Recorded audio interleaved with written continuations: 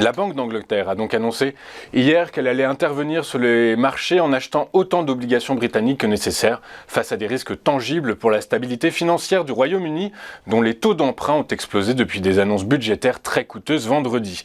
En effet, le nouveau gouvernement de Liz Truss a annoncé des mesures de soutien à l'économie et des baisses d'impôts très coûteuses, évaluées par les économistes à un montant situé entre 100 et 200 milliards de livres, mais dont le financement et l'impact restent encore flous.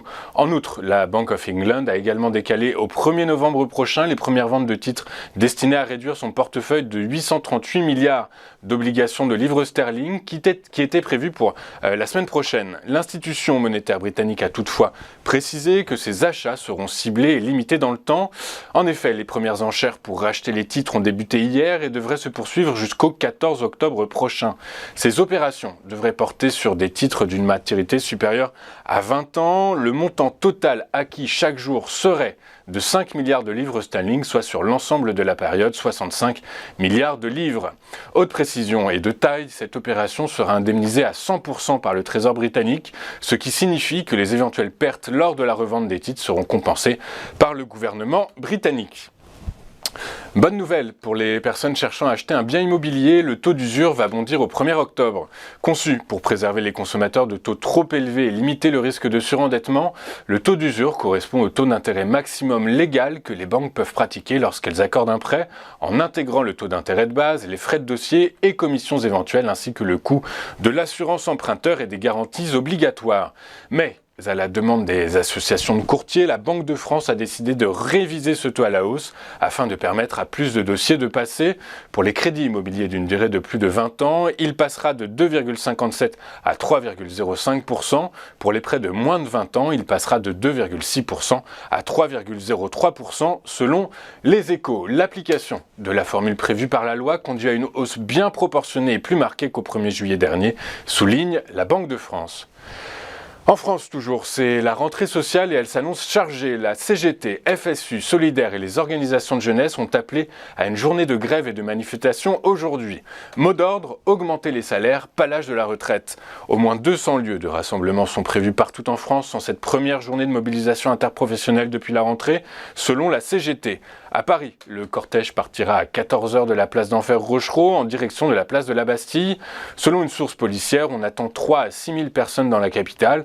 Elles étaient en comparaison 3 200 le 17 mars et 8 800 le 27 janvier dernier, selon le ministère de l'Intérieur.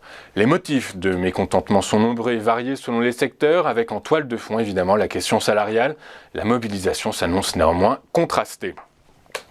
Avant de poursuivre notre émission, comme à notre habitude, faisons un rapide point sur l'évolution des marchés financiers mondiaux hier.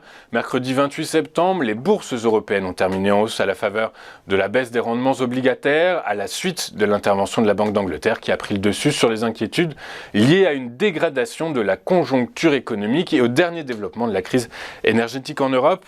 À Paris, le CAC 40 a augmenté de 0,19% à 5 765 points, le DAX a pris 0,36% et le FTSE a gagné 0,3%.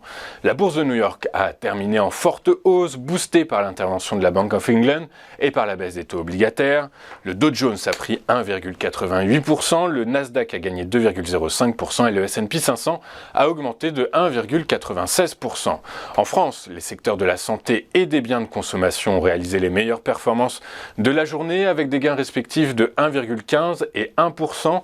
Les financières et le secteur de l'énergie ferment la marche et reculent respectivement de 2,31 et 1,43%. Trigano a crevé le plafond avec un gain de 13,07% à 89,10 €. Le titre a progressé après la publication de ses résultats au quatrième trimestre 2021-2022 qui se sont élevés à 738,6 millions d'euros, en hausse de 12% par rapport à l'exercice précédent. Nexity, quant à lui, a lourdement chuté de 14,11% à 19,05 €. Selon un analyste, la dette va rester trop élevée et ne sera difficilement soutenable. Les cours du pétrole ont poursuivi leur rebond hier, soutenus par par un repli du dollar, la fermeture d'installations dans le golfe du Mexique et le rebond surprise de la demande des produits raffinés aux États-Unis. Le prix du baril de Brent de la mer du Nord pour livraison en novembre a engrangé 1,99% pour clôturer à 87,99 $. Le baril de WTI également pour échéance novembre a gagné lui 4,11% à 81,73 $. Sur le marché d'échange, la livre sterling soutenue par les annonces de la Banque d'Angleterre avance de 0,793% à 1,0831 $. L'euro est en hausse de 0,87% et se traitait à 0,9606 $.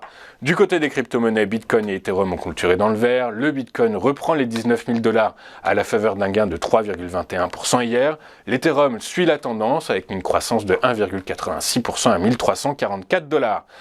Nous allons marquer une première pause et juste après, comme convenu, nous vous ferons vivre l'ouverture de la séance à Paris avec Xavier Fenot. À tout de suite sur Téléfinance.